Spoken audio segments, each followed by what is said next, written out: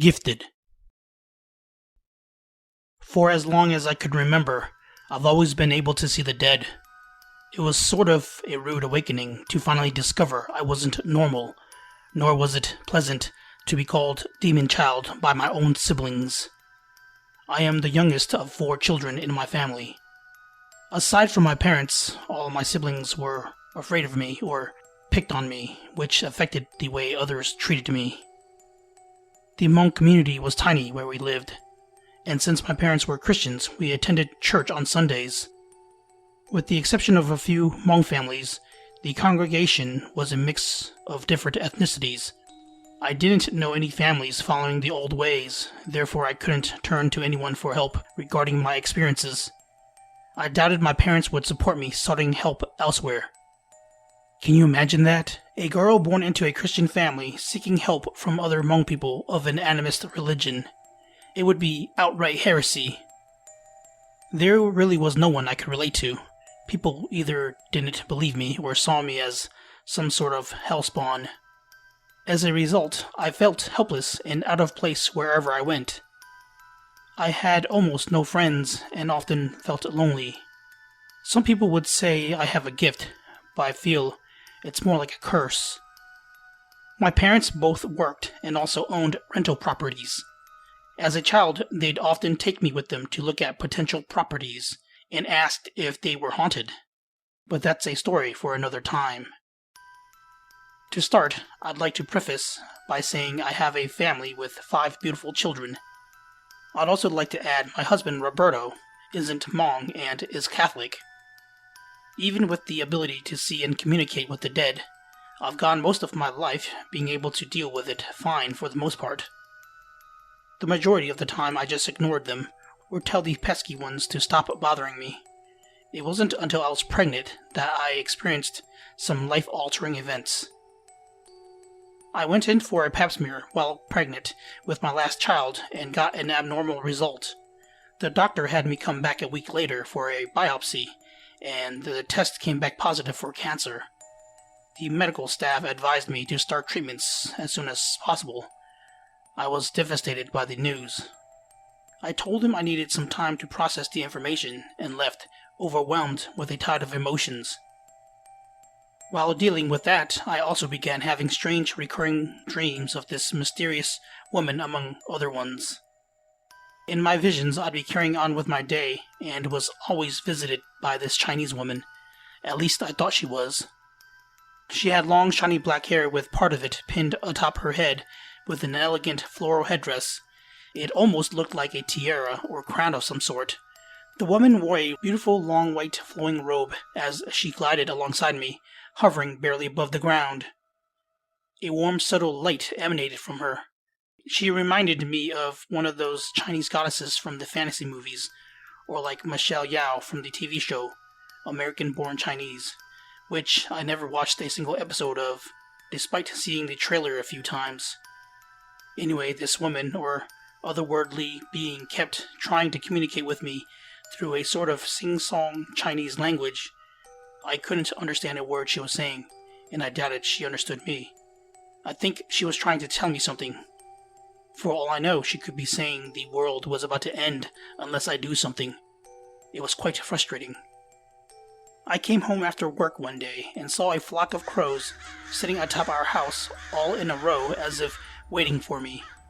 Upon seeing them, a chill slithered up my spine and all the hairs on my body rose.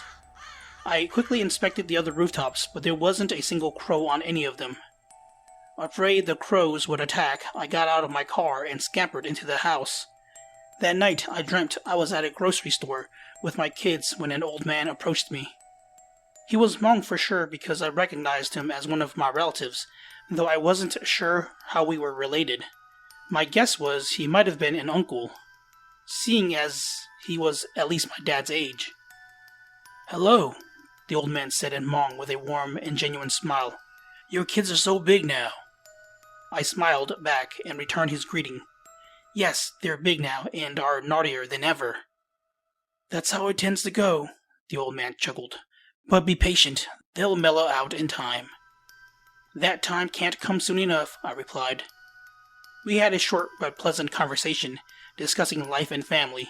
Then the old man said he had to get going. After we bid each other goodbye, I woke up from the dream. I frequently visited my parents, and that weekend was no different. While there, I found out one of my uncles recently passed away. I wasn't familiar with his name, so I asked my mom for a picture. Mom scanned the wall of picture frames in the living room until she found it. There, that's him, but this is an old picture of us when we barely arrived to the United States. We were so young back then, Mom said, pointing at one of the pictures mounted on the wall. I stepped in closer to take a look.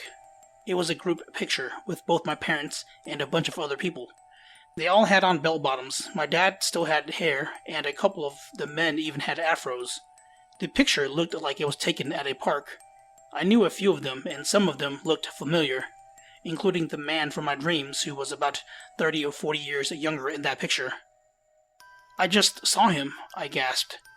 What do you mean? Mom asked. I saw him in my dreams, I replied, and proceeded to tell her about it. My parents didn't know what to make of it, but said maybe my uncle just wanted to say goodbye before he passed on. Not long after that, I had a similar dream, except in this one my husband's uncle came to me and said he was leaving for good. At the time I didn't know what he meant by that. The next day I told Roberto about it and he didn't think much of it, saying it was probably just a dream. I also told him about my uncle, as well as the recurring dreams of the mysterious woman. You probably need to pray and attend church more, was all he said. A day later, we got a call from my in-laws saying Roberto's uncle passed away. In all my years, I never had people visit me in my dreams before they died, and it started to creep me out. I decided to do as my husband said. I got baptized, and our family started attending church more. I also began praying to God every night before bed. The day came when I went back for a follow-up appointment regarding the cancerous cells the medical staff found. To my surprise, they were gone. I even went to several appointments after that, undergoing tests after tests to make sure there wasn't a mistake. Fortunately, all of them came back negative. It was as if the issue went away overnight. Suffice it to say, I was more than overjoyed finding out I was cancer-free. Despite the amazing news, I was still being haunted by my visitor, and the crows were still on top of our house every day and night.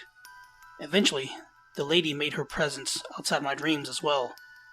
Throughout the day, she'd pester me while I was at work or running errands, and that was how life went until I gave birth to a beautiful, healthy baby girl. The hauntings stopped and the crows finally disappeared after my daughter Emery was born. About 5 years went by without incident. Then a couple months ago, while cooking dinner, I heard a blood-curdling scream from one of the rooms. I raced over to see what happened. From the hallway, I found Emery in the corner of one of the rooms. She was curled into a ball with her face buried in both hands. She was crying hysterically, while my other children hovered over her, frightened and confused about the situation. "What happened?" I exclaimed.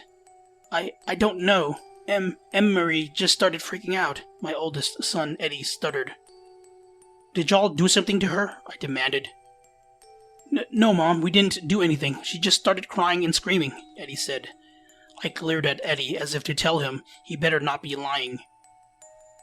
My other kids got out of the way as I made my way to Emery. "It's okay, Emery. Mommy's here," I said, wrapping my arms around her. "Mommy!" she wailed, burying her tear-soaked face into my chest as she squeezed me tightly with both arms. "It's okay. Mommy's gonna make it all better," I said, carrying her out of the room. "What's the matter? Do you have an owie?" Emery continued crying as she shook her head. Giving her a moment to calm down, I held and soothed my daughter until she finally stopped crying.